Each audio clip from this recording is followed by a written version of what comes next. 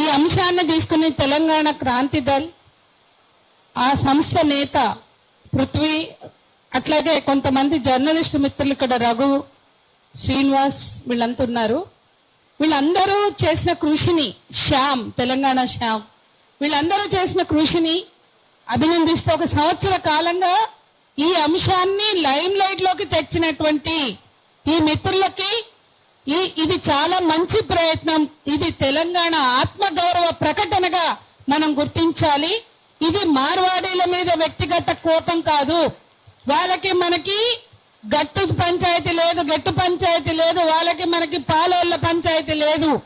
కానీ మన బతుకుల మీద కబ్జా, మన వనరుల మీద కబ్జా, మన మీద దోపిడీ జరుగుతుంది. కాబట్టి వాళ్ళ ఈ కాంట్రడిక్షన్, ఈ వైరుధ్యాన్ని ఎట్లా అర్థం చేసుకోవాలా అంటే, ఒక క్యాపిటల్ వచ్చి ఒక ప్రజా జీవితాన్ని ధ్వంసం చేస్తుంది అనడానికి ఇప్పటి వరకు అనేక నమూనాలు ప్రపంచంలో ఉన్నాయి.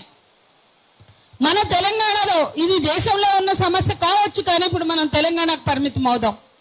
తెలంగాణలో ఈ సమస్య ఎంత పెద్దగా పెరిగిందంటే, అరే తెలంగాణ కోసం కొట్లాడి తెచ్చుకున్నటువంటి ఈ రాష్ట్రంలో ఆ రోజు మనం అన్ని కులాల గురించి మాట్లాడాం, అన్ని వృత్తుల గురించి మాట్లాడాం. మా అగ్గిపెట్టెలో పట్టే నేతగాళ్ళు, మా నేత కుటుంబాలు ఏం కావాలి, మా స్వర్ణకారులు ఏం కావాలి, ఇవన్నీ మాట్లాడాం. తెలంగాణ వచ్చింది. తెలంగాణ వచ్చినాక మరింత పెరిగింది వలస. అన్ని కంపెనీలలో, అన్ని దుకాణాలు, అన్ని అంటే ఒకప్పుడు కొన్నిటికే ఏదో చాట్ బిజినెస్లు కొన్ని మాత్రమే చేసిండ్రు, బంగారు బిజినెస్లు కొన్ని చేసిండ్రు. కానీ వాళ్ళు లేని రంగం లేదు.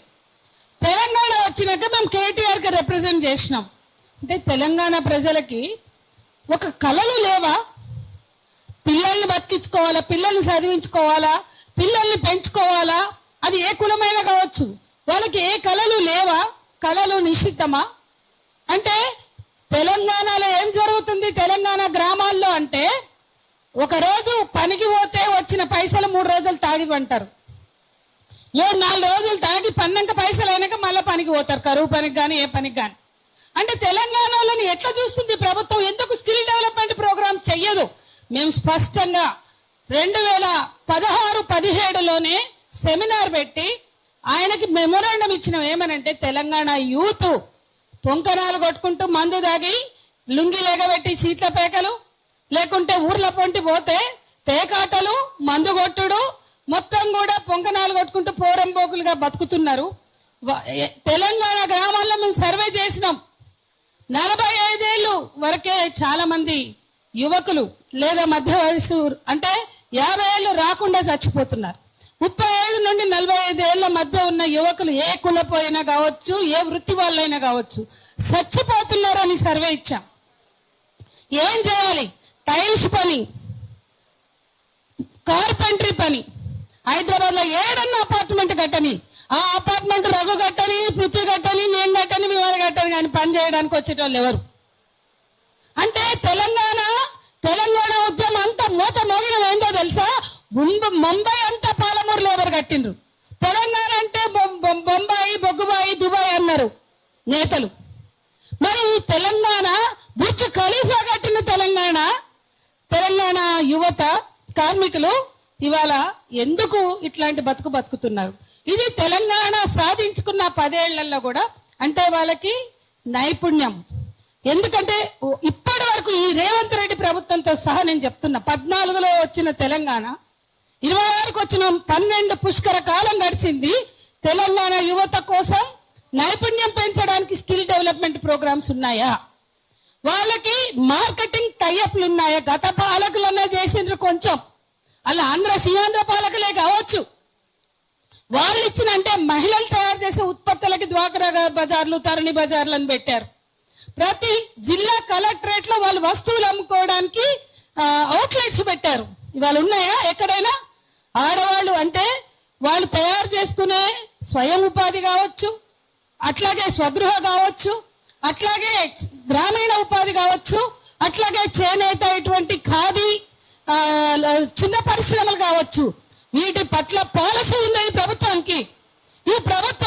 ఈ మార్కెటింగ్ టైప్ అంటే కులాలు తీయరు, లాండ్రీ పని, చెప్పులు కుట్టే పని, మంగళాల పని రిలయన్స్ వాడు వచ్చి చేస్తాడు. ఇక్కడ వాడు అవుట్లెట్లు పెడతాడు, వాడు మంగళ షాపులు తెరుస్తాడు, వాడు బంగారం షాపులు తెరుస్తారు, వాళ్ళు కూరగాయల షాపులు తెరుస్తారు.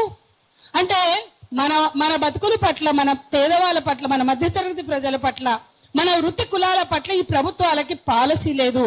ఈ పోరాటం యువత కోసం అటువంటి పాలసీని రూపొందించడం కోసం ఉండాలి అనేది మొదటి సూచన. ఇవాళ ఇది మనం మార్వాడీల మీద గుడ్డి వ్యతిరేకత చేస్తున్నది కాదు, తెలంగాణ యువత భవిత కోసం, ఇవాళ మన బతుకు భద్రత కోసం చేస్తున్నామనేది ఇది ఒక ఆత్మగౌరవ పోరాటం. అదే సమయంలో జీవన ప్రయాణం, జీవన భద్రత కోసం చేసే పోరాటం, ఉపాధి భద్రత కోసం చేసే పోరాటం. ఇది మన హక్కు. ఉపాధి భద్రత లేకుండా, ఆత్మగౌరవం లేకుండా తెలంగాణ అంశం ఉన్నదా? కాబట్టి ఉపాధి భద్రత కోసం చేసే ఈ పోరాటం అద్భుతమైన పోరాటం వీళ్ళు టేకప్ చేసింది. ఏ పార్టీ ఏమైందండి? ఇవాళ ఈ తెలంగాణలో రాజకీయ పార్టీలు లేవా? ఒక్క రాజకీయ పార్టీ కూడా ఎందుకు స్పందించదు ఈ అంశం మీద? ఇవాళ ఆస్తులన్నీ ఎవరు కొంటున్నారు? మారోడోళ్ళు కొంటున్నారు. ఒకప్పుడు వాళ్ళ ఆస్తులు కొనలే, ఇక సంపాదించి రాజస్థాన్ లో ఇన్వెస్ట్ చేసుకున్నారు. కానీ వాళ్ళ ఆస్తులు మొత్తం హిమాయత్ నగర్, అశోక్ నగర్, ఏ ప్రాంతం పోండి, ఇండ్లు ఎవరు అమ్ముతున్నారు, ఎవరు కొంటున్నారు అంటే 100 ఇండ్లు అమ్మితే 90 ఇళ్ళు వాళ్ళే కొంటున్నారు. నిజమది. 100 బిల్డింగ్ పాతవి వీళ్ళు అవుట్స్కట్ లకు పోతుంటే, అదేంది మన మై హోమ్ భూజ ఇంకేదో అవతారం వీళ్ళు పోతుండ్రు అమ్ముకుని, ఈ ఇండ్లన్నీ వీళ్ళు కొనేస్తుండ్రు. ఇవాళ వాళ్ళు కంపెనీలు పెడుతున్నారు, షాపులు పెడుతున్నారు. ఈ బంగారం ఇదే ఇప్పుడు ఈయన చెప్పిండు, మా ఇంటి ఎదురుగా శ్యామ్ కృప ఉంటది, పక్కనే శ్యామ్ ఎలిగెంట్ ఉంటది. చిన్న ఫ్లాట్ లో దిగిన వాళ్ళు ఒక పెద్ద స్థలం కొన్నారు, 6 అంతస్తులు 5 అంతస్తులు కట్టిండ్రు ఫ్యాక్టరీ. మళ్ళా పక్కన శ్యామ్ ఎలిగెన్స్ ఒకటి, శ్యామ్ కృప పెట్టిండ్రు, 5 అంతస్తులు ఇటు పక్కన, ఇటు ఎదురుగా 5 అంతస్తులు పెట్టిండ్రు. మొత్తం బంగారం షాప్ పని అవుతుంది. ఒక్కడైనా బస్సుల్లో వస్తారు, ఓల్డ్ సిటీలో ఎక్కడ వాళ్ళకి షెడ్లేసి పెట్టిండ్రు. ఒక్కళ్ళన్నా మన తెలంగాణ వాళ్ళే. 300 నుంచి 400 వరకు ఉంటారు పనోళ్ళు. మొత్తం రాజస్థాన్ వాళ్ళే. మొత్తం అంటే ఈ గడ్డ మీద 2 నంబర్ దందా చేసేటోళ్ళు, ట్యాక్సులు కట్టనోళ్ళు వీళ్ళు అక్కడి నుంచి లేబర్ని తీసుకొచ్చి పని చేయించుకుంటే ఈ ప్రభుత్వానికి ఒక పాలసీ ఉండొద్దా? మన లైవ్లీహుడ్ల గురించి నువ్వు స్థానికంగా కంపెనీ పెడితే, ఇప్పుడు మన దగ్గర ఈ నల్గొండ, నార్కట్పల్లి అనేక కంపెనీలు ఉన్నాయి కదా, నార్కట్పల్లి, అక్కడ రూల్ అప్లై అయింది. స్థానిక ఎంప్లాయ్మెంట్ ఇయ్యలే వాళ్ళు కూడా. అక్కడ ఆంధ్ర కమ్మోళ్ళు వాళ్ళు కంపెనీలు పెడితే వాళ్ళకే ఇస్తే దాని మీద ఉద్యమం నడిచి లోకల్ ఎంప్లాయ్మెంట్ ఇంత ఉండాలనే డిమాండ్ వచ్చింది. అంటే లోకల్ ఎంప్లాయ్మెంట్ అనే అంశాన్ని పక్కన పెట్టి ఇవాళ వాళ్ళందరూ దండుకోనికి వాళ్ళ అయ్యగాని జాగిరా తెలంగాణ ఎందుకు ప్రభుత్వం ఈ విషయంలో పట్టించదు? అందుకని రెండో డిమాండ్ వాళ్ళందరి దగ్గర ట్యాక్స్ వసూలు చేయమనండి.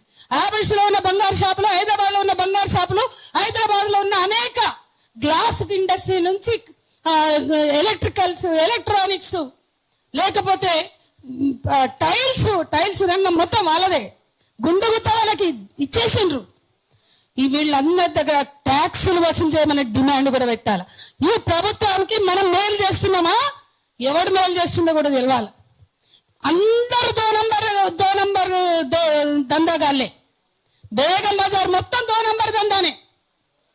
వాళ్ళు ఎంత గొప్పగా మాట్లాడతారంటే, మనం వెళ్తే బిల్లులు ఇయ్యరు, మనము ఆన్లైన్ పేమెంట్ చేస్తాం. నేను ఛాలెంజ్ చేస్తున్నా, బేగం బజార్ పోయి ఆన్లైన్ పేమెంట్ చేసి ఏదన్నా కొనండి. మన కూరగాయలు కొత్తిమీర కట్టకుంటే మనకు ఆన్లైన్ పేమెంట్. నువ్వు రోడ్డు మీద ఉల్లిపాయలు కొన్నా, టమాటాలు కొన్నా, కొత్తిమీర కొన్నా ఆన్లైన్ పేమెంట్, ఫోన్లు తీస్తున్నాం, పేమెంట్ చేస్తున్నాం. ఇదే పేమెంట్ మీరు బేగం బజార్లో చేయగలరా? అంటే అంత లెక్కపత్రం లేని బిజినెస్లు వాళ్ళు చేసి ఇక్కడ ఆస్తులు కొని అపార్ట్మెంట్లు కడుతున్నారు. వీళ్ళ కట్టే అపార్ట్మెంట్లలో వాళ్ళ సంఖ్య ఎంత పెరిగింది. వీళ్ళు చిన్న వ్యాపారుల కాడ నుంచి పెద్ద కాంట్రాక్టర్ల వరకు పోటీ ఇస్తున్నారు. ఇది కొద్దిమంది సమస్య కాదు. తెలంగాణ అభివృద్ధితో ముడిపడి ఉన్న అంశం, తెలంగాణ సంస్కృతితో ముడిపడి ఉన్నది. ఇక అపార్ట్మెంట్లు ఉంది. మా అపార్ట్మెంట్ లో 44 మంది మేము ఉంటే, ఒకప్పుడు తెలుగు వాళ్ళం 25 మంది 26 మంది ఉండి, ఇప్పుడు 9 మందికి వచ్చినాం. కొడుకులు అన్ని మనోడోళ్ళే కొనుక్కున్నారు, గుజరాత్ వాళ్ళే కొనుక్కున్నారు.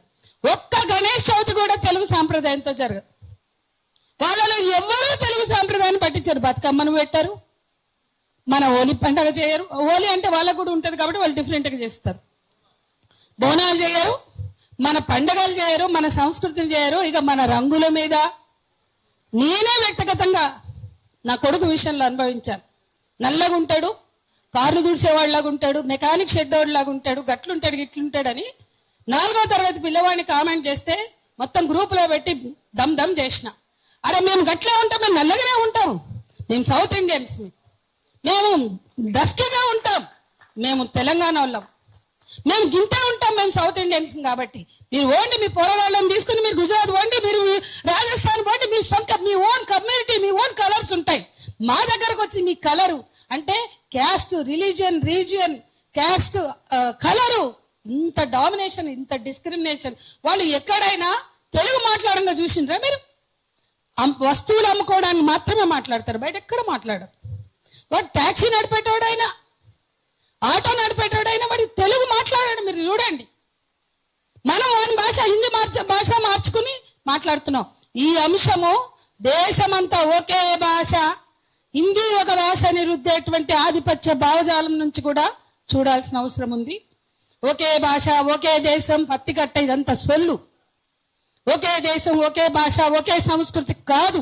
ఎవడి సంస్కృతి వాళ్ళకు ఉన్నది. కాబట్టి ఇది సాంస్కృతికంగా మన సార్ ఉన్నారు, దాన్ని అద్భుతంగా చెప్పగలరు.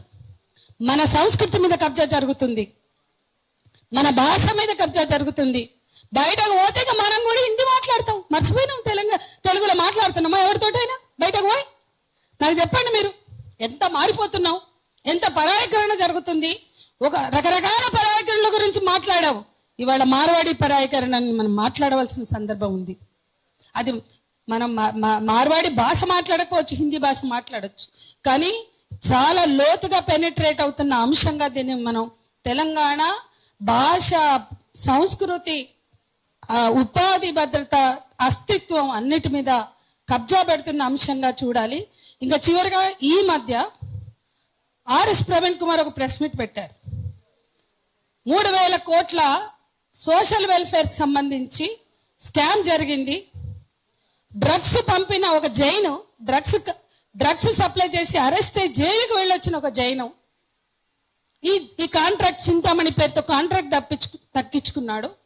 అంటే డ్రగ్స్ కుంభకోణంలో ఇరుక్కుని జైలుకి వెళ్ళిన వాళ్ళకి స్కూల్ పిల్లల యూనిఫామ్స్, స్కూల్ పిల్లల ట్రంకు పెట్టెలు మీరు కాంట్రాక్ట్ ఇచ్చారు, ట్రంకు పెట్టెల్లో డ్రగ్స్ అమ్ముతానికనే మాట్లాడిండు. ఆ కంపెనీకి, ఆ కుటుంబానికి 40 ఏళ్ల చరిత్ర తెలంగాణ, ఆంధ్రలో ఉంది. వాళ్ళు ఏలూరులో సెటిల్ అయ్యి, అక్కడి నుంచి వచ్చి ఏలూరులో సెటిల్ అయ్యి మన తెలంగాణకు విస్తరించారు. ఆ కుటుంబము అనేక దందాలు చేసి కూడా ఇన్ని అరెస్ట్లు అయ్యి, ఇన్ని కేసెస్ ఫైల్ అయినా కూడా ఈ సంవత్సరం కాంట్రాక్ట్ దక్కించుకుంది అని RS Praveen Kumar press meet నేను చూశాను. అంటే ఇక్కడ వీళ్ళు కరప్ట్ చేస్తారు. ఇది చాలా ప్రత్యక్షంగా నేను చూశాను, నాకు తెలుసు. నేను గవర్నమెంట్లో చేసినప్పుడు ఇది నాకే అనుభవం. అయితే వాళ్ళని బయటకి ఇసిరేసిన, వాళ్ళ ఫైల్ కూడా ఇసిరేసిన. నేను గవర్నమెంట్లో ఉన్నప్పుడు ఈజీగా కరప్ట్ చేస్తారు. మనం ఏదైనా మెమరాండం రిప్రజెంటేషన్స్ ఇవ్వడానికి హరీష్ రావు అంటే గత ప్రభుత్వంలో ఎవరి దగ్గరికి వెళ్ళి ఈ బ్యాచ్ మోపోయి ఉంటారు అక్కడ పైరవీల కోసం. హైయెస్ట్ పైరవీలు చేస్తారు వీళ్ళు, పైరవీలతోటి దందాలు చేస్తారు, ట్యాక్సీలు ఎగ్గొట్టి దందాలు చేస్తారు. వీళ్ళ వల్ల ఏ ప్రభుత్వానికైనా నష్టం. పైరవీలు చేసి అట్లా లో క్వాలిటీ పంపిస్తారు, అట్లాగే 2 నంబర్ దందాలు చేస్తారు అనడానికి ఎన్నో చెప్పొచ్చు. నేను అందరి టైం తీసుకోదలుచుకోలేదు. ఈ కమ్యూనిటీ వీళ్ళ మీద మనకి ఎటువంటి వ్యక్తిగత ద్వేషం లేదు, కానీ వీళ్ళ వ్యాపార ప్రయోజనాలకి చాలా నిర్దాక్షిణ్యంగా వీళ్ళు వ్యవహరిస్తారు. వీళ్ళ డామినేషన్ నుంచి వీళ్ళు అల్టిమేట్ గా బీజేపీ కోసం పనిచేసే సోర్సెస్ అవుతారు. ఇవి బీజేపీ హిందుత్వ రాజకీయాలను రుద్దేటువంటి ఈ కమ్యూనిటీస్ మన సమాజంలో ఉండే గంగా జమున తెహజీబుని ఖరాబు చేస్తారు. మన గ్రామాల్లో మన మధ్య ఉన్న ఐక్యతని వాళ్ళు దెబ్బతీస్తారు. ఇక్కడ కోమటోళ్ళు ఐలయ్య, కంచె ఐలయ్య ఏదో అన్నాడని అంతగానో యుద్ధం చేసింది కదా. మీ కడుపు కొడతలేరా? మీ రోజుగారిని కొడతలేరా? ఇక్కడ ఎంత పెద్ద ఎత్తున ఒక ట్రేడింగ్ కమ్యూనిటీ కోమటి అనేది ఉంటే వాళ్ళకి జరుగుతున్న దీని మీద మరి వాళ్ళు ఎందుకు ఆత్మగౌరవం? కొన్ని చోట్ల చూశాను నేను, వాళ్ళు కూడా రియాక్ట్ అయ్యిండ్రు, కొన్ని చోట్ల ధర్నాలు చేశారు, ర్యాలీలు తీశారు. కానీ వాళ్ళని కూడా కలుపుకు రావాలా? ప్రత్యేకంగా ఒక ట్రేడింగ్ కమ్యూనిటీ ఎవరైతే ఉన్నారో వాళ్ళకు కూడా హక్కులు ఉన్నాయి అని మనం స్ట్రెంగ్త్ పెంచుకోవాలంటే, ఉద్యమం బలంగా జనంలోకి వెళ్ళాలంటే చాలా విస్తృతంగా తీసుకోవాలా. ఇటువంటి అనేక అంశాలు ఉన్నాయి. ఇది చాలా క్రూరంగా వ్యవహరించేటువంటి పరిస్థితి ఇక్కడ మనకు అనిపిస్తుంది. వ్యవస్థని నాశనం చేస్తున్నారు. మన మధ్య ఉన్న అన్నదమ్ముల్లాగా బతికే మన సంబంధాలను దెబ్బతీస్తున్నారు. సాంస్కృతిక ఆధిపత్యం చేస్తున్నారు, భాషాపరంగా ఆధిపత్యం చేస్తున్నారు, మన అస్తిత్వాన్ని దెబ్బతీస్తున్నారు. అందుకే వీళ్ళని నేను మనస్ఫూర్తిగా అప్రిషియేట్ చేస్తూ, ఇది చాలా కీలకమైన అంశం. ఏదో చిన్న ఉద్వేగంతో ఇచ్చినటువంటి నినాదం కాదు. వాళ్ళు ఉన్నారు, 50 ఏళ్ల నుంచి ఉన్నారు, 60 ఏళ్ల నుంచి ఉన్నారు, 100 ఏళ్ల నుంచి కూడా ఉన్నారు. అది ఒప్పుకుంటాం. వాళ్ళకి ఇక్కడ బ్రతికే హక్కు ఉంది, లేదని మనం చెప్పట్లే. 100 ఏళ్లుగా ఇక్కడ వ్యాపార వర్గంగా ఉన్నారు. కానీ మీరు ఇవాళ పెరుగుతున్న సంఖ్య, శివార్లలో వస్తున్న దుకాణాలు, శివార్లలో వస్తున్న ఇళ్ళు, హైదరాబాద్ అంతా విస్తరిస్తున్న వ్యాపారాలు, అవన్నీ 10-20 ఏళ్ల లోపల నుంచి వచ్చినవే. ఈ విస్తరణను మనం దృష్టిలో పెట్టుకుని మన తెలంగాణ ప్రజల ఉపాధిని, రోజ్గారీని కాపాడుకోవాలంటే ఇది సీరియస్ గా ఒక పొలిటికల్ మూవ్మెంట్ గా ప్రభుత్వం మీద ప్రెషర్ గ్రూప్స్ లాగా పనిచేసి ఈ డిమాండ్స్ ని పెడితేనే ఒక పరిష్కారం ఉంటుందని భావిస్తూ నాకు ఈ అవకాశం ఇచ్చిన వీళ్ళకి థ్యాంక్ యూ. థ్యాంక్ యూ అక్క. తప్పకుండా ఇది పొలిటికల్ మూవ్మెంటే దీనికి పరిష్కారం. అక్క అక్క మైక్ మైక్ మైక్ మైక్ దీని పరిష్కారం పొలిటికల్ మూవ్మెంట్ తోటే జరుగుతుంది. ప్రజలను సన్నద్ధం చేయాల్సిన అవసరం బరాబర్ ఉన్నది. ఇప్పుడు అక్క మాట్లాడుకుంటే బేగం బజార్ గురించి చెప్పిండ్రు, బేగం బజార్ దందా. అయితే ఒక విచిత్రం ఏంటంటే ఈ మసాలాలది అయిన తర్వాత ఈ మసాలాల విషయం అని చెప్పని మొన్న ఎప్పుడైతే 5th ఈ నెల ఆగస్టు 5th రోజు ఈ సజ్జనార్ ప్రెస్ మీట్ పెట్టిన తర్వాత బేగం బజార్ వర్తకులు మొత్తం కలిసి ఒక ప్రెస్ మీట్ పెట్టిరు. ఎట్టి పరిస్థితులలో మా బేగం బజార్ దుకాన్ల మీద మాత్రము మీ హెచ్ ఫాస్ట్ ఏదైతే ఉన్నదో ఆ సంస్థ వచ్చి మా మీద రేడ్లు చేయొద్దు అని బహిరంగంగా కూర్చొని వాళ్ళు ప్రెస్ మీట్ పెట్టిరు. అయితే ఇప్పటిదాకా ఈ రోజు వరకు కూడా నాకు తెలిసి అయితే రేట్లు జరగలే బేగం బజార్లో. వాళ్ళే బహిరంగంగా చెప్తారు, మేము దొంగతనం చేసినాము, కావాలంటే మీకు వాటాలు ఇస్తాం కానీ మీరు మా జోలికి మాత్రం రాకుండ్రి అని. అంత బహిరంగంగా ఉన్నదని చెప్తున్నది. తెల్లారి దీని తర్వాత వచ్చాయి. అది నాకు ముందే ఉండేది ఉంటే అది కూడా తీసుకొస్తుంది. వాళ్ళందరూ కూర్చొని చాలా ఓపెన్ గా ఆ పేర్లన్నీ మళ్ళీ ఇక్కడి కాదు, జైస్వాళ్ళు, మిశ్రాలు, వాళ్ళే పేర్లున్నాయి, కంప్లీట్ గా వాళ్ళే ఉన్నారు. ఇక అంటే అక్క చెప్పినది నాకు ఒకటి గుర్తుకొచ్చింది. అంటే మీరు నల్లోళ్ళు మేము తెల్లోళ్ళం రా నాయన అంటే, అరే మీరు బందర్ का कलर है तुम्हारा, हम काले हैं तो क्या हुआ, दिल वाले हैं, हमारे पास दिल है. మీరు దొంగలు, డకాయిట్ నా కొడుకులు, ఆ దోపిడి చేస్తున్న గురించి చెప్తున్నా, వాళ్ళని అందరి గురించి కూడా చెప్తలేను. ఎవడైతే ఆ మాట నువ్వు నల్లగున్నావు అని చెప్పని అక్క కొడుకుని ఎవరైతే అన్నారో ఆ ఆలోచన విధానం ఉన్నటువంటి వాళ్ళని చెప్తున్నా, మీరు ఈ ప్రాంతం కాదు ఏ ప్రాంతం పోయినా కానీ మీరు డకాయిట్ నా కొడుకులు, ఈ డకాయిట్ నా కొడుకులను ఏరుతాం తెలంగాణలో అని చెప్పదలుచుకున్నా. బరాబర్ ఇది పొలిటికల్ మూవ్మెంట్ సైడ్ దారి తీసే ప్రయత్నం జరుగుతుంది. ఇది